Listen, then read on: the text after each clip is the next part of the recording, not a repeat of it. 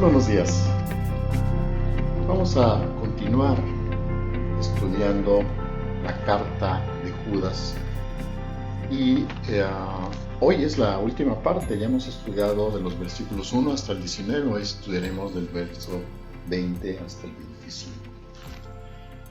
Bueno, les voy a pedir que lo tengan a la mano en sus Biblias. Si no, de cualquier manera vamos a estar poniendo aquí en la pantalla los versículos que vamos a estar leyendo, pero preferiblemente también ténganlo en sus Biblias. Cuando leemos cuidadosamente la carta de Judas, podemos notar que, aunque originalmente Judas pensaba escribir una carta general sobre la salvación que compartimos los cristianos, es decir, lo que él le llama nuestra común salvación, Judas comienza su carta exhortando a la iglesia a contender por la fe. La razón para ello, para contender por la fe, es que hay falsos maestros dentro de la iglesia. Les muestra cómo reconocerlos usando algunos ejemplos, como eventos históricos y personajes del pasado. Les presenta imágenes con las que caracteriza claramente a esos falsos maestros. Luego les pide que recuerden las advertencias que continuamente daban los apóstoles refiriéndose a esos 12 hombres seleccionados por Jesús, que iban a llevar a cabo su ministerio después de que Él ascendió, y que vivieron y caminaron día a día con Jesús durante 3 años. Habla en esta carta de la salvación, pero habla de ella como una gran esperanza futura del regreso de Jesús. Esta esperanza estaba siendo negada por los falsos maestros que menciona. Al parecer, estos falsos maestros ya habían convencido a muchos. Hablaba también de la fe como el evangelio de Cristo que no cambia. Algunos se negaban a aceptar que el evangelio había sido dado a la iglesia una vez y que no iba a cambiar. Querían cambiar las enseñanzas de los apóstoles para adaptarlas a sus ideas y su estilo de vida. Tenían la idea de que la libertad cristiana significaba licencia para hacer lo que ellos quisieran. En los versículos 1 al 19, que ya vimos en capítulos anteriores, nos explica por qué debemos luchar o contender para preservar la enseñanza que nos ha sido dada. En los versículos 20 a 25, que son los que estudiaremos el día de hoy, vamos a ver que nos dice cómo contender por la fe, y nos lo dice en 3 sentidos principalmente. Uno hacia adentro de nosotros, otro hacia los demás y el tercero hacia Dios. En los versículos 20 y 21 de la epístola nos habla de cómo debemos de comportarnos o qué tenemos que hacer para contender por la fe hacia adentro de nosotros, con nosotros mismos.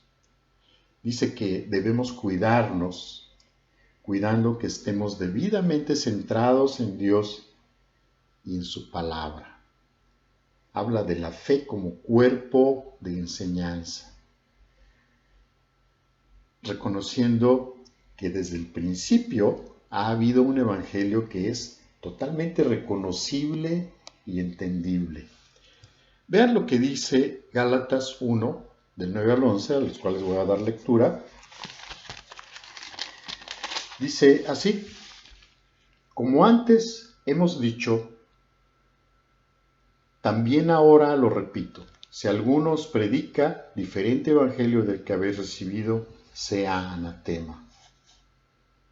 Pues busco ahora el favor de los hombres o el de Dios.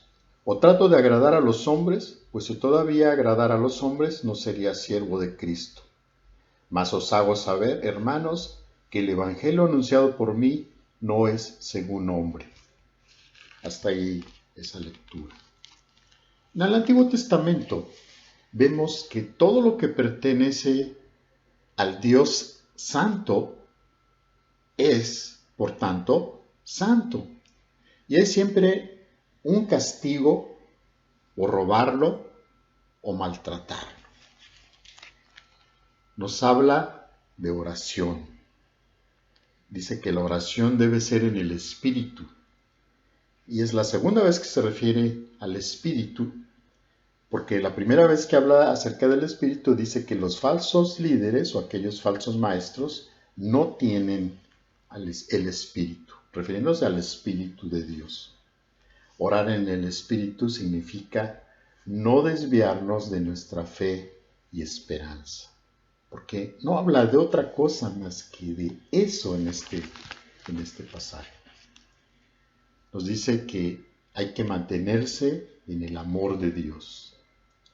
El apóstol Pablo oraba por esto en Efesios capítulo 3, versículos 14 al 18. Voy a darle lectura también a ese pasaje. Efesios 3, 14 al 18. Dice: por esta causa doblo mis rodillas ante el Padre de nuestro Señor Jesucristo, de quien toma nombre toda familia en los cielos y en la tierra, para que os dé, conforme a las riquezas de su gloria, el ser fortalecidos con poder en el hombre interior por su Espíritu, para que habite Cristo por la fe en vuestros corazones, a fin de que, arraigados y cimentados en amor, seáis plenamente capaces de comprender con todos los santos cuál sea la anchura, la longitud, la profundidad y la altura, y de conocer el amor de Cristo que excede a todo conocimiento, para que seáis llenos de toda la plenitud de Dios. Por otro lado, en Juan 15, versículos 9 al 11, también dice lo siguiente: como el Padre me ha amado, estas son palabras del Señor Jesús, dice: como el Padre me ha amado, así también yo os he amado. Permaneced en mi amor. Si guardareis mis mandamientos, permaneceréis en mi amor, así como yo he guardado los mandamientos de mi Padre y permanezco en su amor. Estas cosas os he hablado para que mi gozo esté en vosotros y vuestro gozo sea cumplido. Hasta ahí las palabras del Señor Jesús. Nos habla también Judas de la esperanza, de esperar la misericordia de nuestro Señor Jesucristo. El cristianismo, hermanos, tiene sentido solo si se cumplen las promesas que Dios ha hecho. En el Antiguo Testamento, Dios dio muchas promesas y los creyentes de entonces esperaban pacientemente su cumplimiento. Miqueas, al ver a otros alrededor de él desertar de su salvación, desertar de su Dios, declaró lo siguiente en Miqueas 7:7. Dice: mas yo a Jehová miraré, esperaré al Dios de mi salvación, el Dios mío me oirá. Entonces, hay algo que hacer hacia adentro de nosotros. Permanecer firmes en las promesas de Dios. Ahora veamos lo que tenemos que hacer para contender por la fe cuando vemos hacia afuera, hacia los demás. Eso lo vemos en los versículos 22 y 23. Tenemos ciertas responsabilidades con aquellos que están cayendo en la mala enseñanza. Nos dice en el versículo 22: a algunos que dudan, convencedlos. Los que dudan pueden ser personas que hacen preguntas, no para entender, sino para mostrar su desacuerdo con aquellos que sí creen, y muestran todo tipo de contradicciones, confrontando opiniones. Nosotros tenemos que crear un entorno en el que sea más fácil para el creyente admitir que tiene preguntas difíciles y confusión. Escuchar y hablar las cosas. Que la misericordia sea algo que nos caracterice. Somos objetos de la misericordia de Dios, entonces mostremos misericordia. Luego en el versículo 23 dice: a otros salvad arrebatándolos del fuego. Los que no están profundamente comprometidos, los que simpatizan con el mundo y al mismo tiempo simpatizan con la iglesia, en realidad están jugando con fuego. Participan en el pensamiento y el estilo de vida de las ciudades que dice en el versículo 7, fueron puestas por ejemplo, sufriendo el castigo del fuego eterno. ¿Qué tenemos que hacer? Reconocer, hermanos, la posición de muerte en la que se encuentran. Sodoma y Gomorra sirven de ejemplo a los que padecen el castigo del fuego eterno, como dice en el versículo 7. Ahora, sin ser ofensivos ni insensibles, se nos instruye aquí, en la carta de Judas, a salvarlos, a arrebatarlos del fuego. Luego, en el versículo 23, continúa diciendo, y de otros tened misericordia con temor, aborreciendo aún la ropa contaminada por su carne. Los engañados, aquellos que están completamente involucrados en la falsa doctrina, que tal vez incluso podrían ser ya maestros. Una vez más, se les debe mostrar misericordia. Pero en este caso nos habla de la misericordia mezclada con temor. Miedo a ser contaminados o temor de ser contaminados. Temor a su habilidad persuasiva.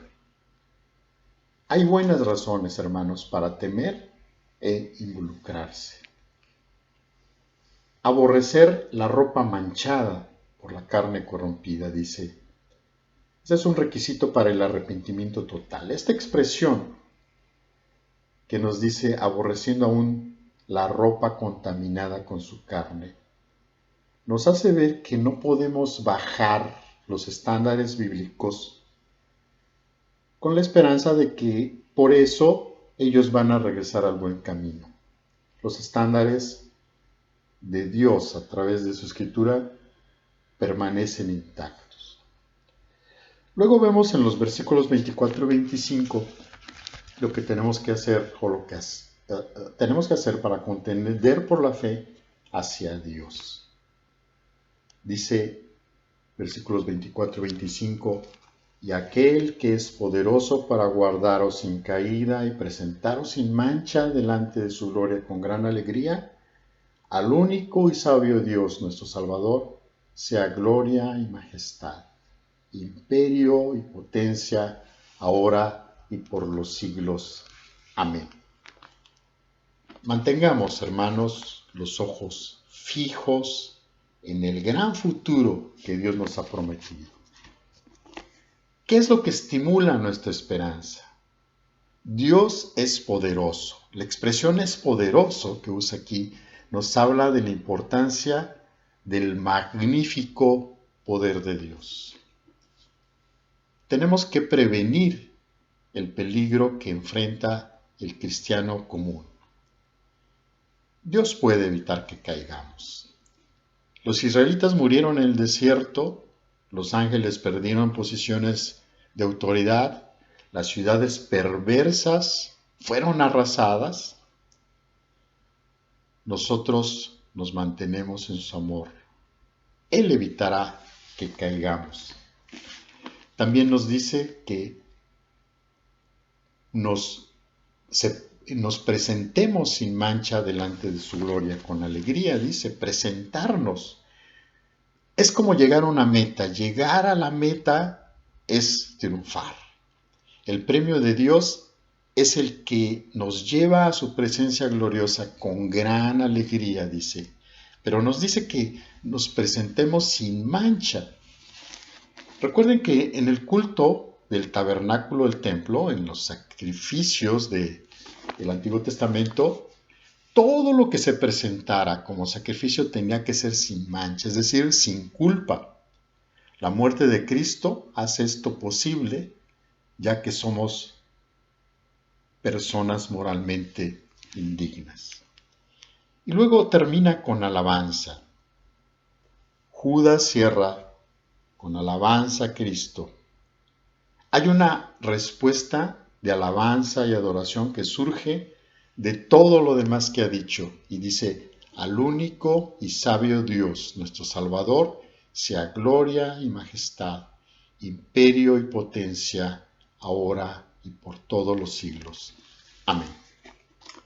Hasta ahí la meditación de hoy.